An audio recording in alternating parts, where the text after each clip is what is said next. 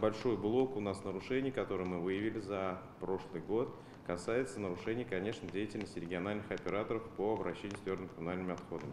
Мусорная реформа в стране идет с 2019 года. Во всех регионах возникают похожие вопросы. Остаются неурегулированными ряд проблем. Как отмечают в УФАС, рекоператоры порой злоупотребляют своим доминирующим положением, навязывают невыгодные условия договора или вовсе его не заключают. У нас были случаи, когда, вот, например, в Спасском районе, да, индивидуальный предприниматель в Шишкино создавались препятствия для того, чтобы он смог заключить договор на вывоз мусора по количеству установленных контейнеров. Он сделал свою контейнерную площадку, все ее зарегистрировал и так далее. Тем не менее, так сказать, рекоператор, непосредственно УК ЖКХ, не позволял ему это делать, да, не заключал с ним договор. Мы, соответственно, выдали предписание, наложили штраф 500 тысяч рублей. Как считают в УФАС, чтобы подобных вопросов не возникало, в федеральное законодательство нужно внести уточнения. Вместе и с Госкомитетом по тарифам, и с Минстроем смотрим за состоянием развития сферы. Вопросов очень много по этой реформе,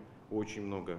Много вопросов по тому, куда девать, там, допустим, мусор, ветки, которые не относятся к ТКО. По данным антимонопольщиков, в Татарстане стало меньше картельных сговоров. Упор сейчас делают на выявлении крупных нарушений. Например, картели выявили при реализации национального проекта образования. С 2018 по 2020 годы нечистыми оказались 22 аукциона на поставку оборудования. Возбуждено уголовное дело. В результате побед на торгах доход госсубъекта составил более 250 миллионов рублей. Там был сговор и между хозяйственными субъектами, и между хозяйственными субъектами и представителями Министерства образования Республики Татарстан, которые работали в тот период в министерстве.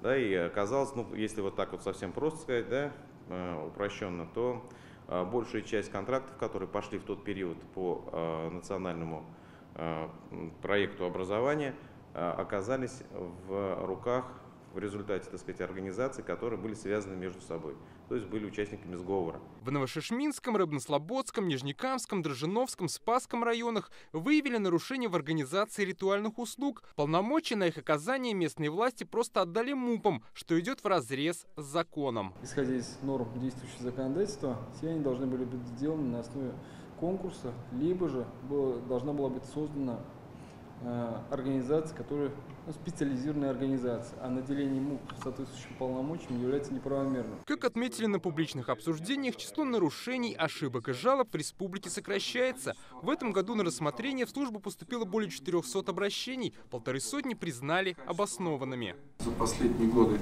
серьезное снижение количества жалоб, обращений, судебных процессов, количество обоснованных жалоб серьезно низкое у нас. Это говорит о том, что качество работы, то есть то, чем мы занимаемся, для чего нацелено один из элементов нашей профилактики нарушений, это вот публичное обсуждение, дают свои результаты. Основной упор в работе антимонопольщики собираются делать на профилактику правонарушений. Все же операции по национальным проектам останутся под особым контролем.